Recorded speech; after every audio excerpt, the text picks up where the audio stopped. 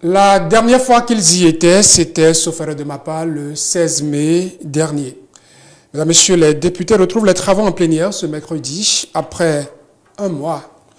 Une période sans plénière critiquée dans l'opinion publique, certains estimant même que l'Assemblée nationale aura été paralysée pour favoriser une tournée gouvernementale dans laquelle des députés se sont invités.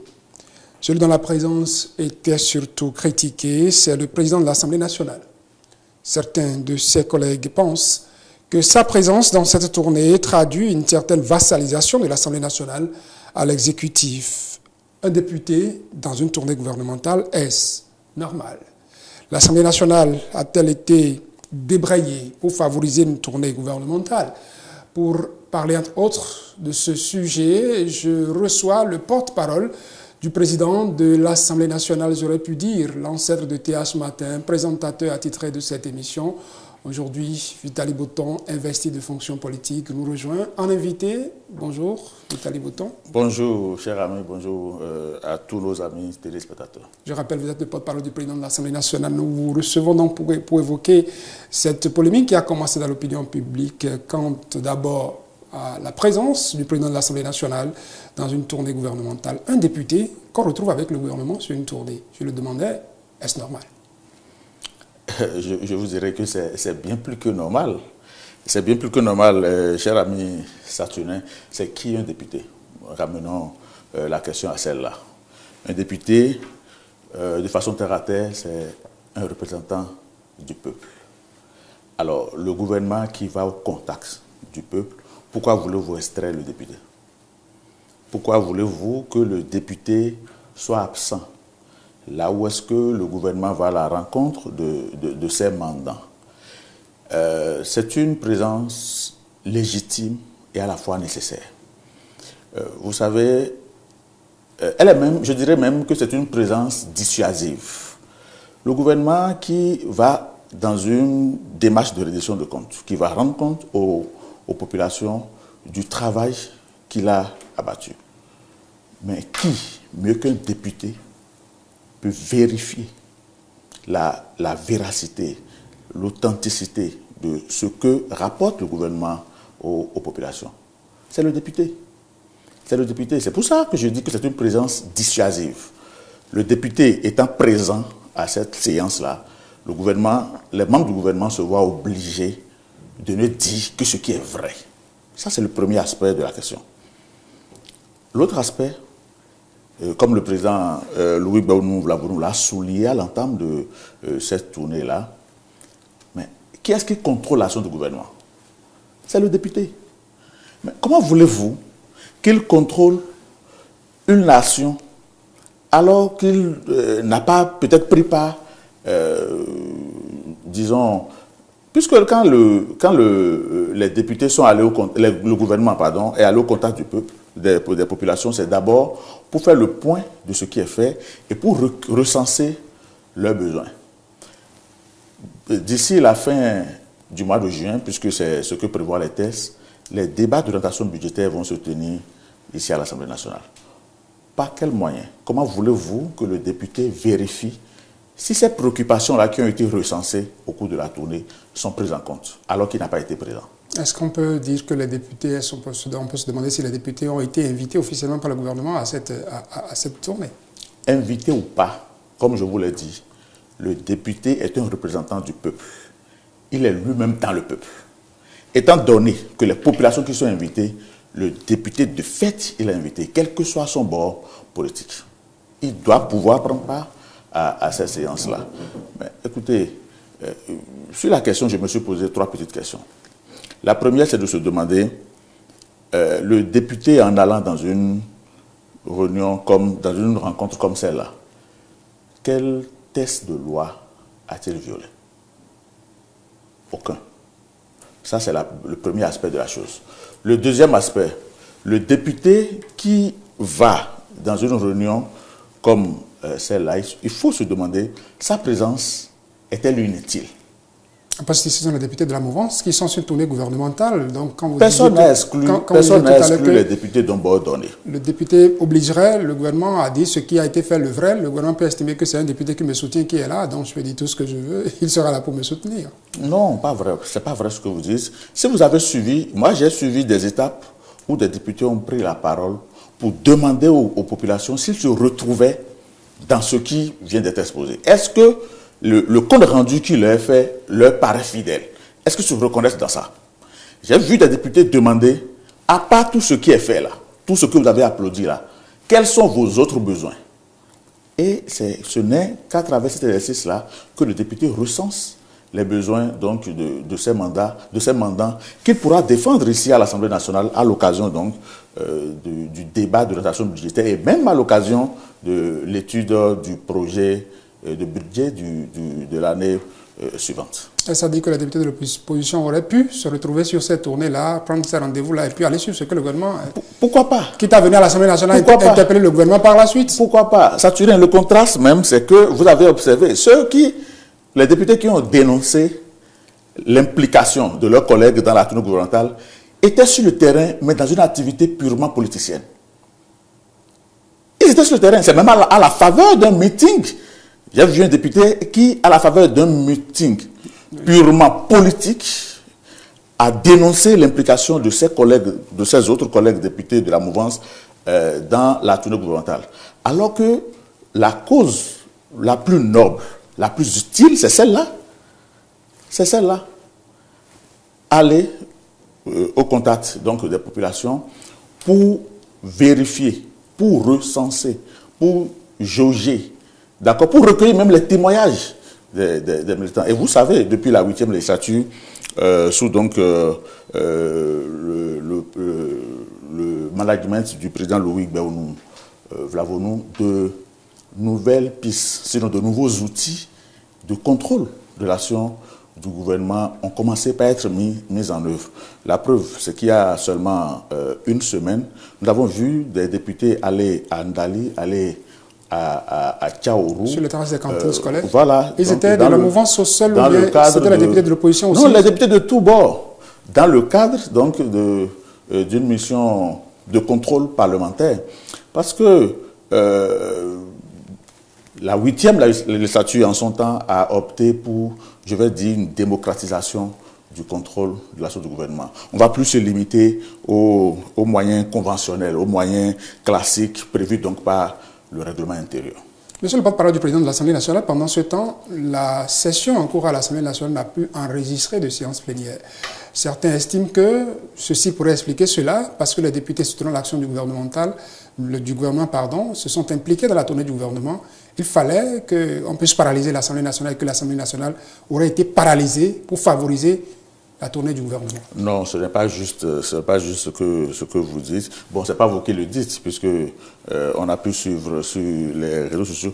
Pour la petite histoire, la première fois que j'ai vu un député, je ne sais plus, sur une plateforme digitale, j'ai vu une vidéo d'un député qui dénonçait donc le fait qu'il n'y ait pas eu de séance plénière à l'Assemblée nationale depuis que la tournée gouvernementale a commencé. Il est allé jusqu'à dire que l'Assemblée est paralysée.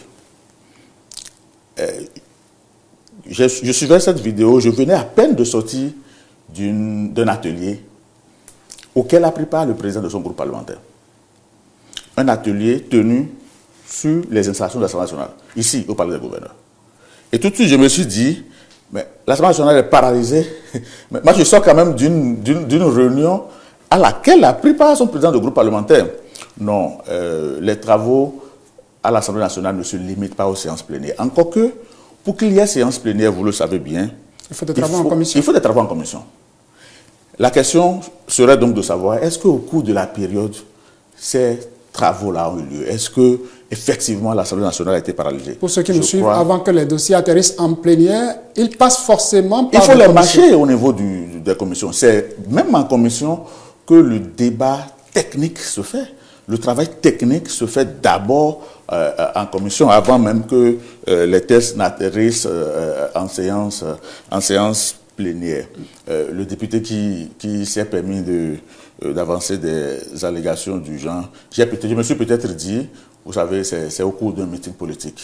Et les effets de foule, vous savez ce que ça fait. C'est peut-être la recherche du sensationnel qui l'a mené à avancer des choses pareilles. Sinon, l'Assemblée nationale a fonctionné normalement.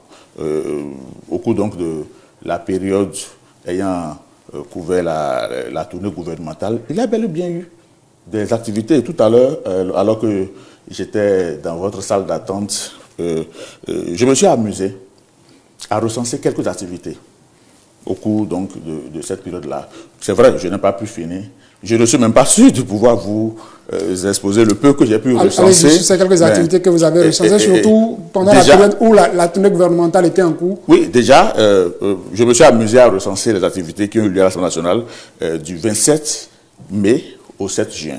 Je me suis rendu compte que les commissions techniques de l'Assemblée nationale, c'est-à-dire ce que nous appelons les commissions permanentes, elles se sont réunies 10 fois. Et quand on dit commission permanente, ce sont les députés qui composent cette... Tout à fait. Elles se sont réunies 10 fois. J'ai bien dit du 27 mai au 7 juin, soit en 10 jours. Nous avons connu 10 séances de commission, toutes les commissions confondues.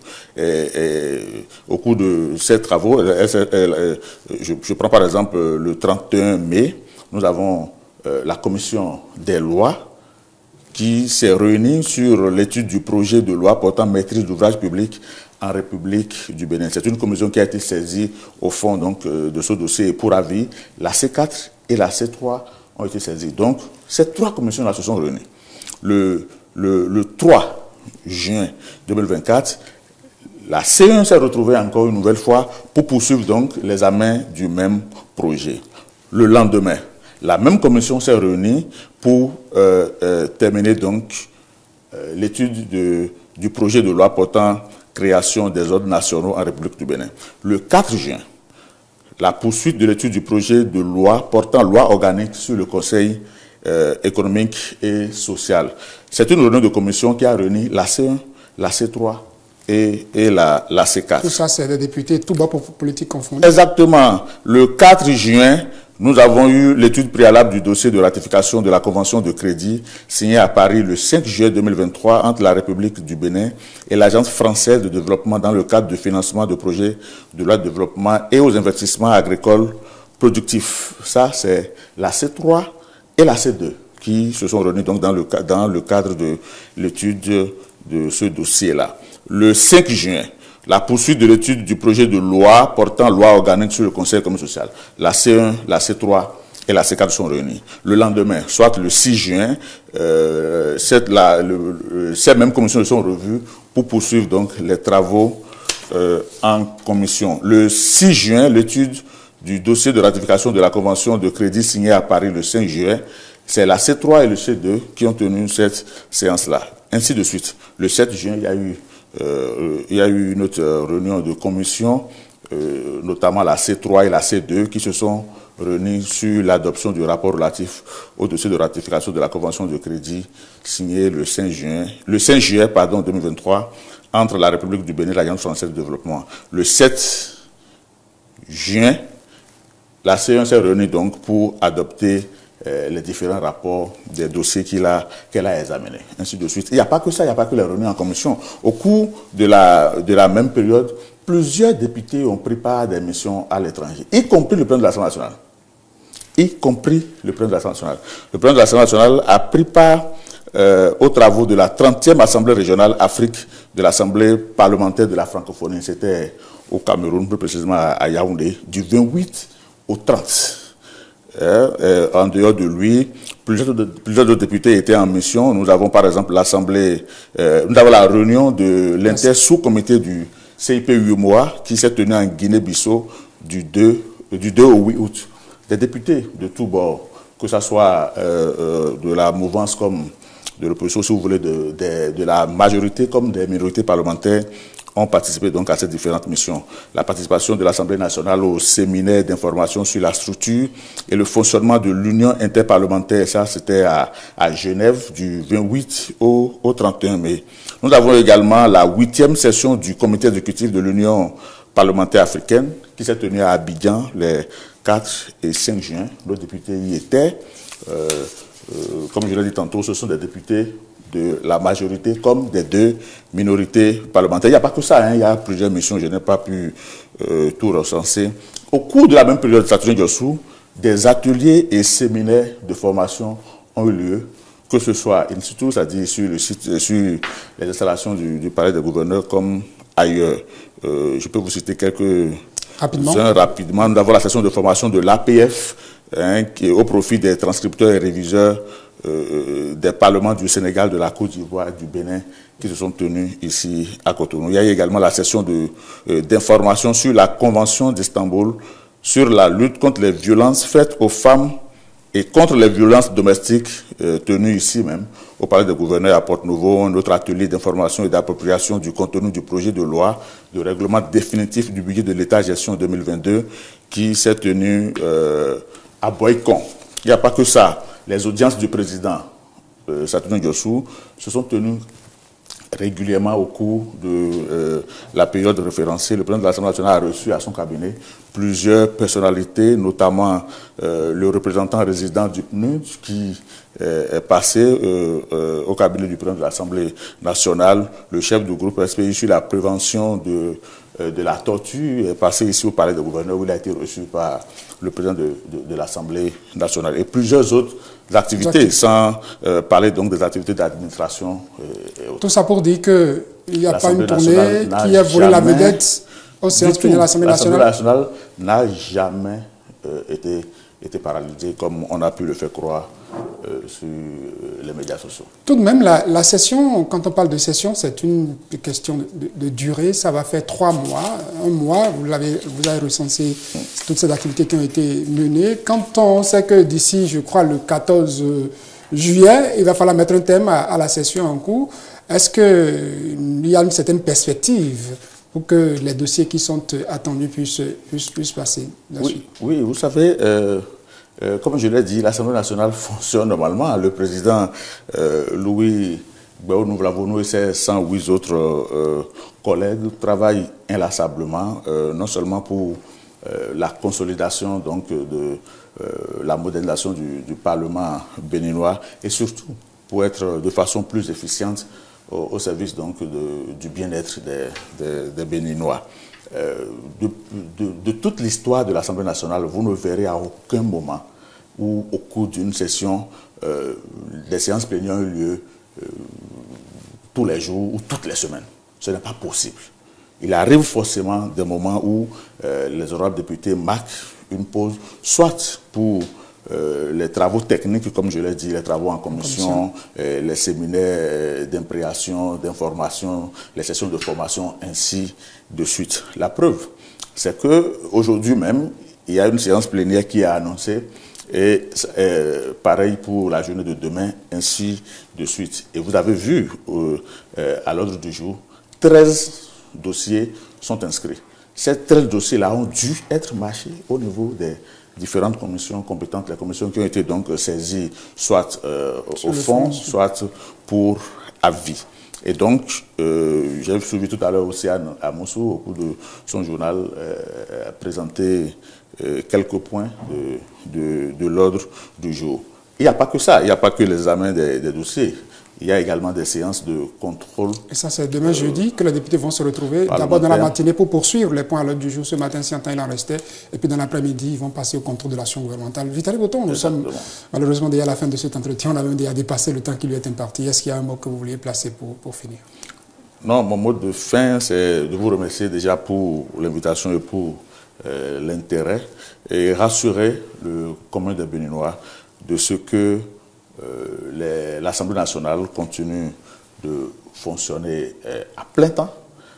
D'ailleurs, il n'est pas rare quand vous croisez souvent les fonctionnaires parlementaires, ils vous demandent souvent quel est le secret de votre président. Comment fait-il pour être aussi imprégné dans les activités et sur plusieurs fronts à la fois. Il me semble que depuis l'histoire de l'Assemblée nationale, on n'a pas vu un président du Parlement qui vient au bureau de façon aussi assidue, un président de l'Assemblée nationale qui travaille, on dirait, comme un fonctionnaire parlementaire qui est là tous les jours, du matin au soir, sauf quand il est absent du territoire national.